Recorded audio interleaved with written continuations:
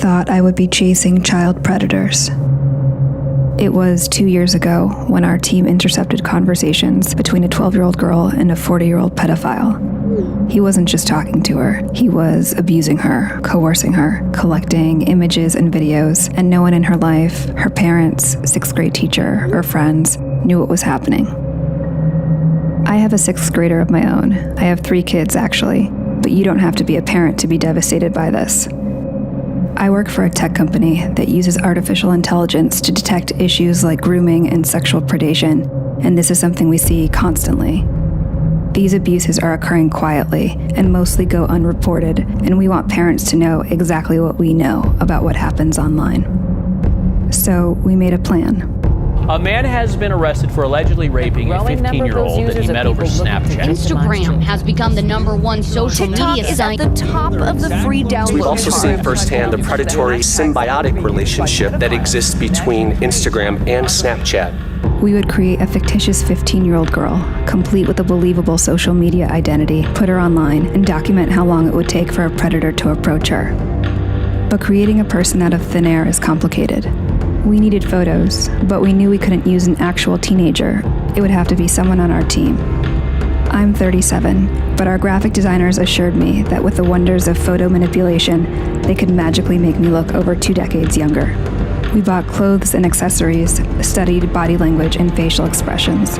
We methodically covered and edited signs of aging, wrinkles, weight shifts, and stretch marks. Meanwhile, we coordinated with federal, state, and local law enforcement.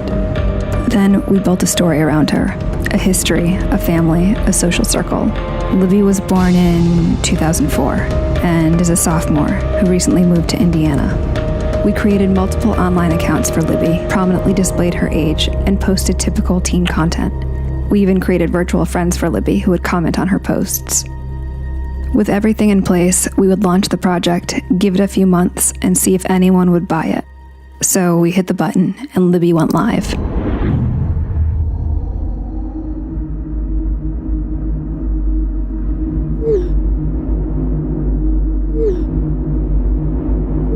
Within the first hour of posting on Libby's accounts, 7 adult men contacted her.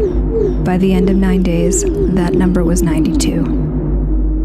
The conversations ranged in severity from making sexual comments to sharing and requesting explicit photos and videos to manipulation and threats.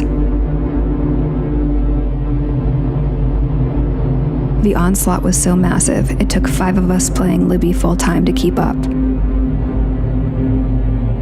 We decided to move off-site where we could scale up the operation and gather as much information and evidence as possible. Since Libby is 15, men might try to falsely justify their actions towards her because of her proximity to adulthood. Would parents question, where's the bar? Would a 13-year-old face the same barrage of predators? A 12-year-old? How young could it possibly go? The graphics team transformed me into 11-year-old Bailey. Bailey is afraid of the dark. She hasn't had her first crush yet. She's still prepubescent. A parent might assume Bailey would be insulated from any sort of predatory attack. We launched our 11-year-old persona online. 444 and go.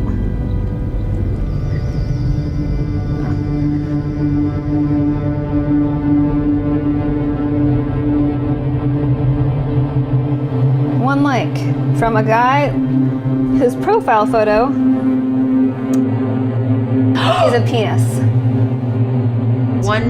So let's say 1 minute and 7 seconds. We have a message request. Although sorry, 2 more requests just came in. How much time? 1 minute and 40 seconds? Yeah.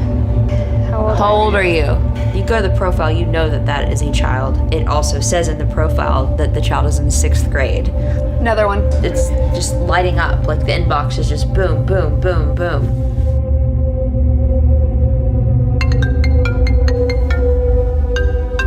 An incoming video call in less than 5 minutes.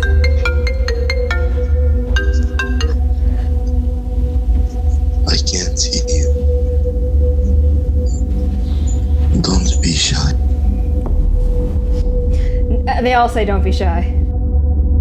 Few parents know just how dangerous these platforms are for so many kids, so we brought some on site so they could see for themselves.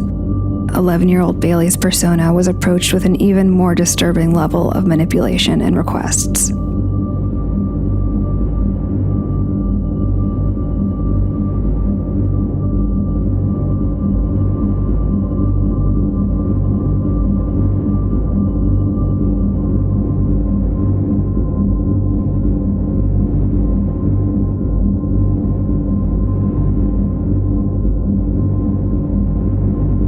While the majority of the abuse happened from a distance, our child profiles also received requests to meet up in person, especially our 15-year-old persona. 28-year-old Keith was relentless. Like the others, he took no issue with Libby's age. He shared explicit videos of himself. He treated the virginity of an underage girl as a prize to be stolen. It was a tough decision, but if Keith wanted to meet Libby in person, we would let him. We synced up with our law enforcement contacts, and within 24 hours, we were on the ground and ready to meet. We already had evidence of what he had done online, but was he willing to carry things out in real life? We knew 37-year-old me attempting to pass for 15-year-old Libby would be a challenge. But I would wear a hat, a lot of makeup, and a big sweatshirt, and see if he showed up.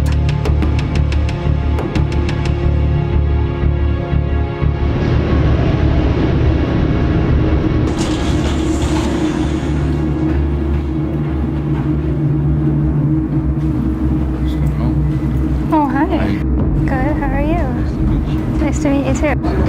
Hey. How you doing? Good. Okay. Is it what you expected? Well, yeah. So you going upstairs? Wait, so do you want to go for a walk first? Okay. What's wrong? Why you're not trying to rush upstairs? What was that? Why you're not trying to rush upstairs? I don't know. I'm a little nervous. Now let's go upstairs then. Don't be nervous. I've never done anything like this before, so I'm a little nervous. It's the first for everything. Yeah. Don't be. I'm not gonna rush you. We just go upstairs and talk. Okay. Have you ever? You wouldn't be shy. Are you okay with me being 15? I've never done it. Oh. But it's okay.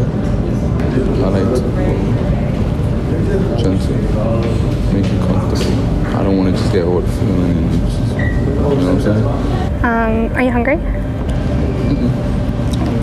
I'm trying to dodge it. Let's go upstairs. Cyber tips coming in from the National Center for Missing and Exploited. Bark turns over these potential child predators to the National Center for Missing and Exploited Children. Using the app has led to arrests like this one in Florida last year. The brutal reality is that a predator doesn't have to be in the same room, building, or even country to abuse a child. Libby and Bailey may not be real, but they represent countless children who are being sexually and psychologically abused, both online and in real life. I think about how I would have felt as a young, impressionable child. I would have kept the abuses to myself for fear of being shamed and blamed. I would have suffered with it, secretly and quietly. Hi, Mama. Hi, did you have a good day? Yeah. Mama? Yeah. I was wondering, so in 2 more days you're gonna come back? That's right. Okay. I love you. I love you too. Our work has led to numerous arrests, but it's a drop in the bucket. Our work, nor the work of law enforcement or legislation, will ever be able to protect children as well as engaged parents and guardians can.